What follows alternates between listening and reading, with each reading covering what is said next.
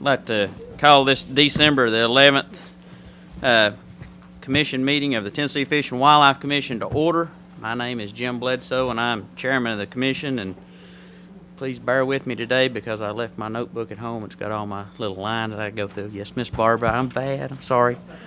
My wife usually packs my stuff, and it's. But I'd like to welcome you all. I'd like to remind you at this time, please turn your cell phones to vibrate. And if you do get a call and you have to take it, please take it out in the lobby. We would appreciate that. Also, there's going to be a tablet passed around the room. If you would, please sign that and put what group or organization or interest you have here, and that way we'll have a record of your attendance. And we do have several committees meeting today on the agenda, and actually got one meeting that's not on the agenda, but if you've got something to be relating to a specific topic, please come up to the mic during that committee and either address me or the committee chair, and please don't have any back and forth with the audience. Direct all your questions towards us. And that seemed like about it. At this time, would you all please rise, and I'd ask Commissioner David Watson to do the invocation and pledge. All right, yes.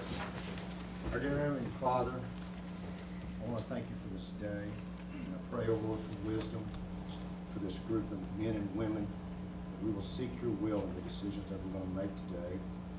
I pray for protection for the men and women of this agency, and I pray for our nation, dear Lord, as we face these challenges. Protect us from our enemies. I ask this prayer in Jesus Christ's name. Amen. Pledge allegiance to the flag of the United States of America and to the republic for which it stands, one nation, under God, indivisible, with liberty and justice for all. Thank you, David. At this time, Miss Barbara, would you please call the roll? And duly noted, Miss Woodson texted and said she was on her way but running a little late. So.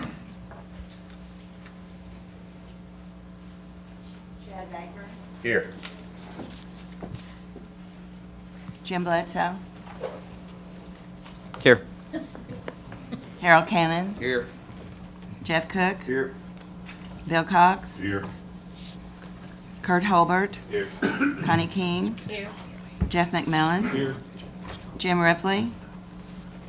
Bill Swan. Troy Teague. I'm here. David Watson. Here. And Jamie Woodson. We have a quorum. Thank you, Miss Barbara. I did forget to recognize some of our special guests that are here. We got Mr. Ron Crabtree from Quail Forever. Where are you, Ron? There you are. Mike Butler from Federation. And Larry Woody is an outdoor writer. Then Mr. Boyd Barker from Department of Ag. Dr. Craig Harper from University of Tennessee. And Dr. Pat Kaiser from University of Tennessee. We thank you all for being here. We appreciate it.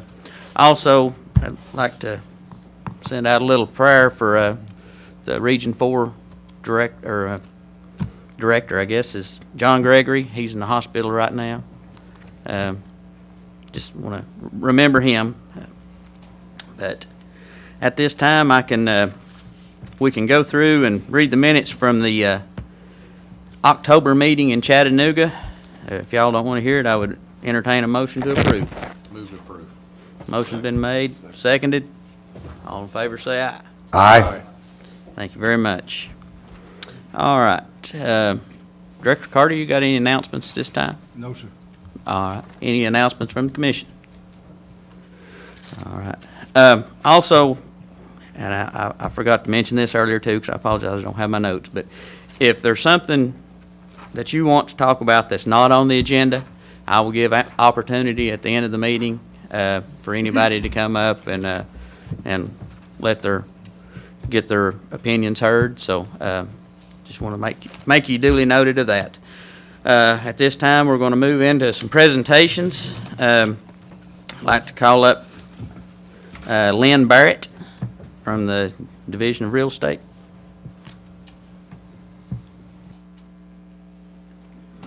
Good morning. Thank you for giving us a few minutes to recognize one of TWRA's hardworking technicians, Mr. Rodney Woodson, who has been with the agency for 28 years, is a technician out at Old Hickory. I liken all of our technicians to jack of all trades. They can do just a little bit of everything, you know, and do a great job. Rodney was recently recognized by the Organization of Fish and Wildlife Information Managers, which is commonly known as OFWIM, for his efforts in pursuing a technology-based hog trap monitoring and gate release system for use across the state. OFWIM's Innovation Award is determined by a panel of its board members who review the applications and announce the winner at its annual conference. Earlier this year, I approached Richard Kirk about submitting the trap monitoring system after I had seen it demonstrated at the annual area managers meeting in Region 4. With Richard's help, I completed the application process and submitted Rodney as a nominee. In addition to receiving a certificate and recognition at the 2015 conference in Williamsburg, Virginia, TWRA also received a 1 year's paid organizational membership to OFWIM. The award submission process, like everything else at TWRA, was a team effort, with the end result being the recognition of Rodney's efforts to make hog trapping operations safer and more cost-effective. Here to represent OFWIM and present Rodney with his certificate is Jeanette Jones, GIS Manager and President-elect of OFWIM. Rodney, if you could come up.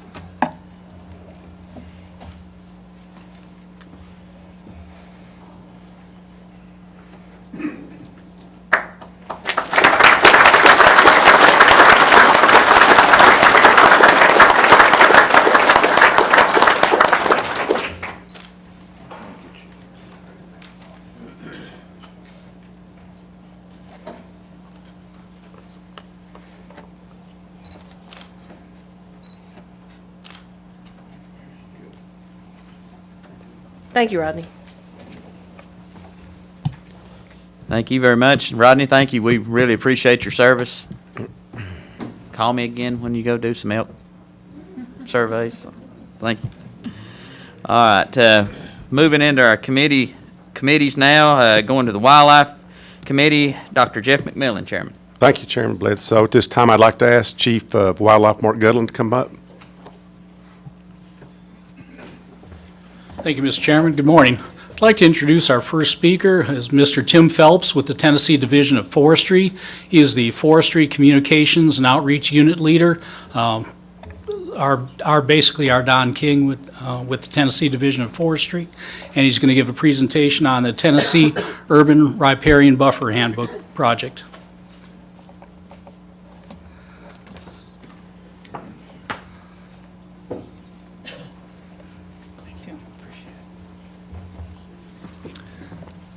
Good morning, everyone. Wow, the Division of Forestry's Don King. That's a big one. That's some big shoes to fill.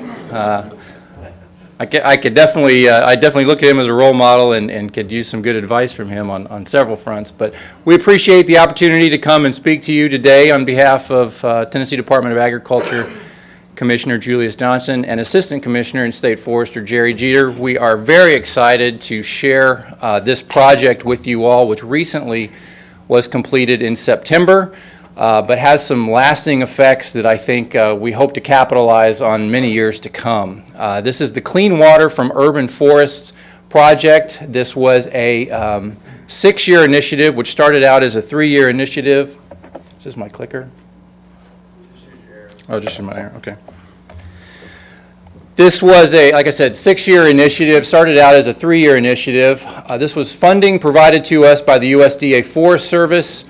Back in 2010, we received this award to basically connect the importance of forests and water, and not only water in terms of the quality of water, but in terms of the quantity, and the ability of forests to act as filters and sponges to help clean that water, especially in urban environments.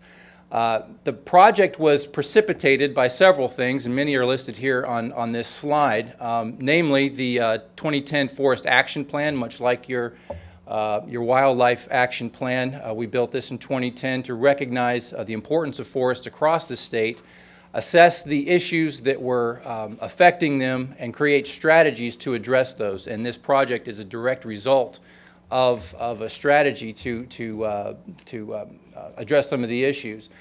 We wanted to focus it on Davidson County. We wanted to focus, carry out a project in a pilot fashion that we could eventually carry out to the rest of the state. And the 2010 flood of Nashville was a good precipitous for us to showcase that project here. Also utilizing the Nashville tree canopy assessment and their open space plan to leverage some of the work that's being done on the local level. In our 2010 action plan, we identified several watersheds, and we broke down the scale of our issues and strategies that we were going to address on a watershed level, a HUC 12 watershed level. And we identified many threats across the state that were affecting our forest. One of them, and primarily in terms of this project, was where 2/3 or more of the streams lacked adequate riparian buffers. There are many, and they're highlighted in brown on the top graphic of the state there, of watersheds that lack 2/3 forested riparian buffers. We also looked at an urban forestry priority area, identifying where population swells were expected to occur over the next 50 years or so, where if they weren't already 2/3 lacking, then they probably will be in the not too distant future. So these are the priority areas as related to riparian buffers across the state as we identified them in the action plan with the support of TWRA and several other agencies. Speaking directly to Davidson County, there were 8 watersheds that we identified to really focus this project in on, and you can see them here. We are currently sitting within one of those, the Mill Creek watershed, which we inhabit right here at Region 2 office. Like I said, it was a 6-year program with a primary emphasis to plant trees along creeks. If we boiled it down to, in a nutshell, that's kind of what it was. The Tennessee Division of Forestry would provide the technical assistance to get these trees planted, but we also had a major outreach component to this. Not only do we want to get these trees planted, we wanted it to carry, the idea of this to carry and linger not only within this community, but to document the process of getting these trees planted, how to do it, how to carry out volunteerism as a part of that, and to encourage watershed associations and other groups, whether they be local municipalities, nonprofit groups, or state agencies, to do this and carry it forward throughout the state. So these are the stats that we collected over the pilot program here in Davidson County, but the idea is to really model this program and take it on and do it in other areas. And you can see we planted nearly 30,000 trees along almost 6 miles of riparian buffer. And keep in mind, y'all are aware, riparian buffers aren't huge in terms of their acreage size, but highly important in terms of how distant you plant these trees and other vegetation from the stream bank. Certainly has a ton of benefits for wildlife and fish. Several key successes that we had throughout, obviously one was partnering with the many nonprofits and local agencies within Davidson County and around our local area. One was working with the Cumberland River Compact to reestablish the Mill Creek Watershed Association. This was a group that had thrived a few years ago, but had sort of dwindled in previous years. And we really wanted to use some of our money to leverage the comeback of this Watershed Association, seeing that South Nashville is rapidly populating. It's just growing bigger and bigger, and we have major opportunity to really work in the Mill Creek Watershed to do some really good things. So we're very happy and excited that the leverage that we supplied to the Cumberland River Compact, they now have an executive director with the Mill Creek Watershed Association, and are starting to do some really great things in the area. We also partnered with the Tennessee Environmental Council on their 50,000 tree day. I'm curious if anybody took part in that over the last year. 50,000 trees were planted over about a 1-hour time span across the state. This was all coordinated by the Tennessee Environmental Council, but Tennessee Division of Forestry was a major player in that, not only providing the seedlings from our nursery, but also working with the distribution of these seedlings at various distribution points across the state. They are planning to do this again. They're building up eventually to do about 1 million trees, but they're starting small logistically. Let's make it happen. Let's figure out the logistics and then grow it. But I believe the date for next year is late February, so be looking for an announcement on that. It's a great opportunity to partner with a lot of different folks. And honestly, I think we can all relate to the power of of outreach events and something that we can all relate to, something as easy as planting a tree. You know, it's non-contentious and everybody loves to do it, and it's great press. We also partnered with TDEC and the Metro Water Services on their annual Urban Runoff 5K. They've now had 3 of these events and are planning the 4th one for next year. Another good opportunity to connect with an audience that likes to run, likes to get out there and exercise, but along the route to see the benefits of water control, stormwater control, trees along creeks, and several other things. So we look at this as capitalizing on a major outreach event where we can also provide an educational component in the process. We also partnered with Metro Water Services and a local design company to produce these outreach signs that we have put on all of our riparian buffers where plantings were put in place. On the front panels, which you see there, the light-colored ones, describe the benefits of planting trees along creeks, and the backside, the darker panels, talk a little bit about the environmental benefits of the trees along creeks, including wildlife. So very pleasing looking sign, real nice layout and design, and we are now sending those around the state to other folks that want them, and the graphics are free of charge. So another good success from that. This is what one of our typical planted buffers with trees along the edge look like. Many of these sites that we planted on were the Metro buyout properties as a result of the 2010 flood, where they decided not to put a house back on. So you see a lot of these were lawns, completely mowed to the edge of a creek. They might have had large standing trees right up next to the creek, as you see in this particular picture, but we wanted to try to establish 50 to 100 feet or so of buffer. And looking at that and just basically putting a 1-year seedling in most of that area, but also you can see along the edge we planted 1 to 2 inch caliper landscaping trees. This provided a couple of benefits. One was aesthetics. It looks a little bit better when you can see those already well-established trees along the edge. But perhaps more importantly was to tell the people mowing the grass there not to mow down the younger seedlings. And in a couple of cases that actually happened. But for the most part, those larger trees provide that nice aesthetic screen, as well as tell the landscape crews not to get any closer. And if you want a local example, this is actually fairly close to where we are now, Milner Court, about a mile up the road. But if you go down to Edmondson Pike Library, it's probably our signature event where we planted a lot of trees one day, very cold February afternoon in 2012 with about 150 high school students from Chicago. Just a really cool event and great success of getting trees planted along that creek down there. Really, one of our, I mentioned the legacy of reestablishing the Mill Creek Watershed Association was really one of the key things from our grant, but I think the biggest one is this handbook that we established. Like I mentioned early on, the idea was not just to provide the technical assistance to get a lot of trees planted here in Davidson County. That was obviously the result of it, but we wanted to capture the process and in a non-regulatory fashion package all of that into a handbook, because in searching for ways to do this online coming up to this event, there really wasn't such a handbook available. So, and I got to give great credit to Reggie Reeves, who was our coordinator throughout this project. We received the money from the Forest Service to get this done and quickly realized that it was a big project and needed a part-time person in and of itself to run it. And Reggie he made this program really work, and I got to give him kudos for doing such a good job. But the handbook was a partnership with the University of Tennessee Water Resources Research Institute, and they just did a phenomenal job with not only the graphics but also working with us on providing the content of how to get this done. So the handbook really gets into how can we get people to do more of this on their local level. It's identified not only for local governments, for nonprofit groups, but also, you know, a homeowner could use this book. Primarily, one of the key audiences, though, was the MS4s, Municipal Separate Storm Sewer Systems. I always get that backwards. But they have a big outreach component which they need to carry out in their local areas, and planting trees is one of those, and how to do it is now identified in this book. So the content of it really gets into the benefits of planting trees along creeks, how it impacts wildlife, how it impacts the invertebrates in the water, and certainly how it helps control pollution and control stormwater that's entering our waterways.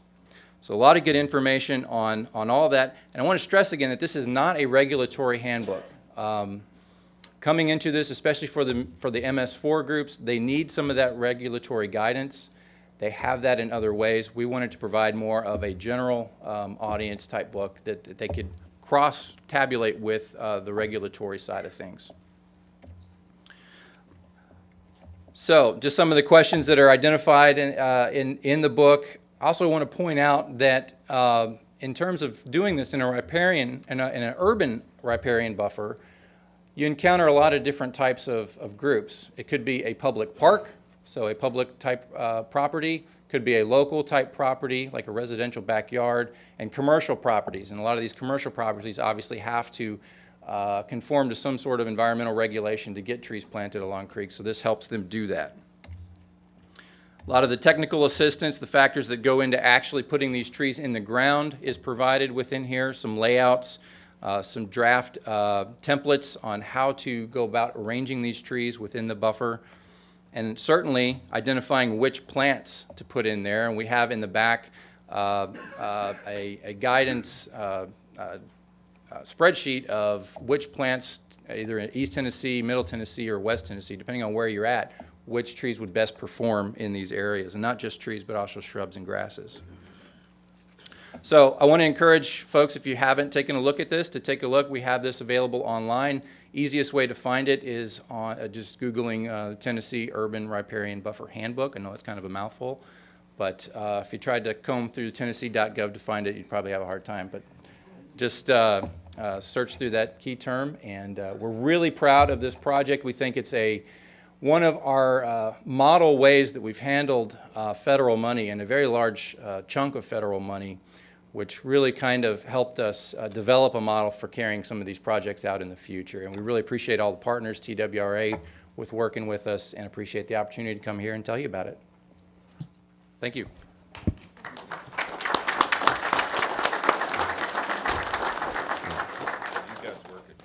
Thank you very much. I'm also a Area 4 director for TACD, and I took part in the 50,000 tree planting, and it's amazing how much clean water it can help and save and everything. That's right. Yeah. Buffers are a blessing, and I wanted to shout out to John Risler. He's the assistant director of NRCS for the state, something in that vicinity. But he's from NRCS, so I just wanted to recognize him while we're talking. So We know him well. we thank you very much. Thank you. Are any questions for Mr. Phelps from the commission or the audience? We appreciate your presentation, and thank you very much for coming today. Thank you. Appreciate it. All right, we're going to move on, and I'm going to ask Roger Applegate, our quail coordinator, to come up for his presentation.